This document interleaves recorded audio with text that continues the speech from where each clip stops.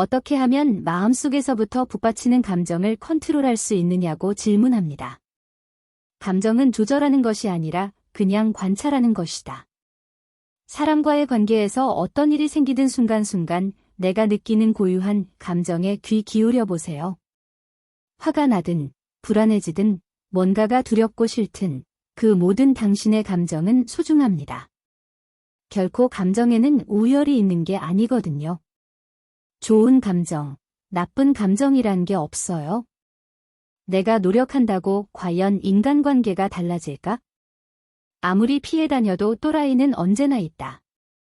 혹시 내 주변에는 아무리 생각해봐도 다들 괜찮다, 또라이는 없는 것 같다는 생각이 든다면 그렇게 말하는 바로 그 사람이 또라이라는 얘기가 있을 정도죠. 나만 잘하면 인간관계가 좋아질 수 있다는 착각입니다. 또라이 질량 보존의 법칙 때문이에요. 내 주변 사람들이 나를 바라보는 관점은 대체로 7대 2대1의 분포로 나누어지는 경향이 있습니다. 10명 중에 7명이 나를 좋아하면 참 좋을 텐데 그들은 나에게 무관심합니다. 관점을 바꿔서 내가 별 노력을 안 해도 그냥 있는 그대로의 나를 자연스럽게 보여줘도 나를 좋아하는 사람이 한 명이나 있네 라며 희망을 가지게 될 수도 있으니까요. 내가 나의 마음을 빵빵하게 만들 만큼 나도 모르게 사회적 페르소나에 맞추려고 안간힘을 쓰며 살고 있구나. 그래서 스트레스를 많이 받고 있구나. 이런 나의 속마음을 알아차려야 한다는 말이에요. 그런데 대부분의 사람들은 공교롭게도 이와 반대로 생각합니다. 아, 역시 나는 아직 부족하구나. 내가 더 애써야겠구나라는 식으로 말이에요. 계속 이렇게만 하다 보면 결국에는 어떻게 될까요? 너무 지친 나머지 번아웃에 시달리거나 혹은 정반대의 모습으로 일탈하기도 합니다. 인간적인 단점이나 실수도 있는 그대로 내 모습이라는 것을 인정하고 사람들에게 드러낼 줄 알아야 됩니다. 완전 무결하게 페르소나에 맞게 사는 사람이 있나요? 그건 인간으로서는 거의 불가능한 일입니다. 나에게도 남에게도 페르소나의 순도 100% 맞는 잣대를 들이대지 마세요. 만약 내가 싫어하는 그 사람이 100이면 100 누구나 싫어하는 사람이라면 그 사람은 진짜 이상한 사람일 가능성이 큽니다. 다른 사람들은 특별히 갈등을 느끼지 않는데 나만 유독 그 사람이 싫은 경우. 이럴 때는 내가 유독 싫어하는 그 사람의 특징을 최대한 객관화해 보세요. 실제로는 가치 중립적인 것들이 많습니다. 예를 들어 허영심 있는 사람이 너무 싫다고 해봅시다. 자기 스스로에게도 아주 작은 허영심조차 허락하지 않는 경우가 많습니다. 사람이라면 누구나 어느 정도 허영심을 갖고 있습니다. 그림자는 자기 혼자 있으면 잘 안 보입니다. 남을 통해서만 볼 수 있습니다. 이렇게 불편한 나의 그림자를 건드리는 사람이 생겼을 때마다 회사를 그만두거나 친구 관계를 끊거나 모임의 발길을 끊으면 마음의 평화가 찾아올까요? 이렇게 자꾸 싫어하는 사람을 피해 다니다 보면 갈등이 해결되지 않은 채 그대로 있다 보니 인간관계에서 위축되고 자신감만 더 떨어집니다.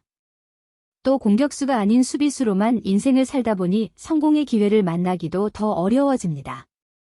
인간관계에도 밀당이 필요하다. 저 사람이 날 좋아하든 안 좋아하든 별로 상관없어라는 마음으로 자연스럽게 평소대로 상대를 대하면 오히려 나에게 호감을 느낄 가능성이 큽니다. 우선 내가 편안해져야 합니다.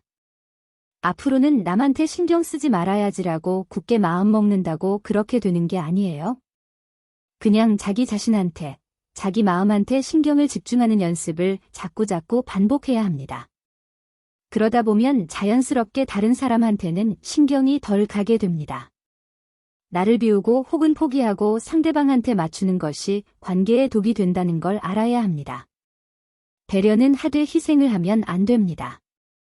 자기 자신을 중요시하는 것은 원래 인간의 기본적인 욕구이고 절대 나쁜 것이 아닙니다.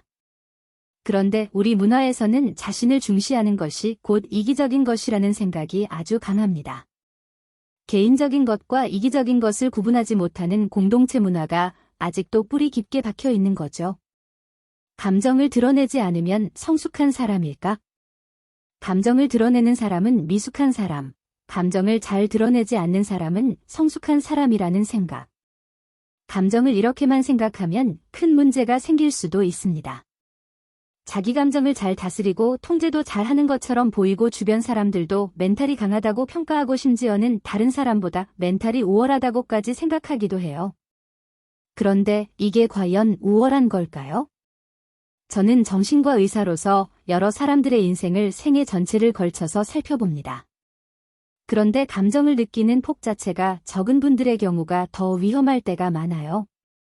이렇게 터지기 전까지는 자신이 다른 사람들처럼 별로 스트레스를 느끼지 않기 때문에 멘탈이 강하다고 착각하면서 사는 거죠. 인간관계에서 반복되는 문제에 직면하든 문제가 뭔지 발견하고 해결하기 위해 노력은 하지 않아도 됩니다. 그냥 철저히 나의 감정을 들여다보고 있는 그대로 표현하는 연습만이라도 해보세요. 행동이 자연스럽고 타인을 대할 때도 마음이 편안해 보이는 사람, 만나면 마음이 편안해지는 사람이 우리 주변에 한둘쯤은 있게 마련입니다. 그들은 대부분 자기 안에 짐승이 들어있다는 걸 인정합니다. 스스로 자기 본능을 수용할 줄 알기 때문에 남들 앞에서도 자연스럽게 표현할 수 있는 거예요. 그 사람 스스로가 마음이 편하면 남들이 볼 때도 마음이 편안합니다. 그러면 인간관계가 그냥 자연스럽게 흘러가죠. 힘들어도 너무 사람에게 기대지 마세요. 중에서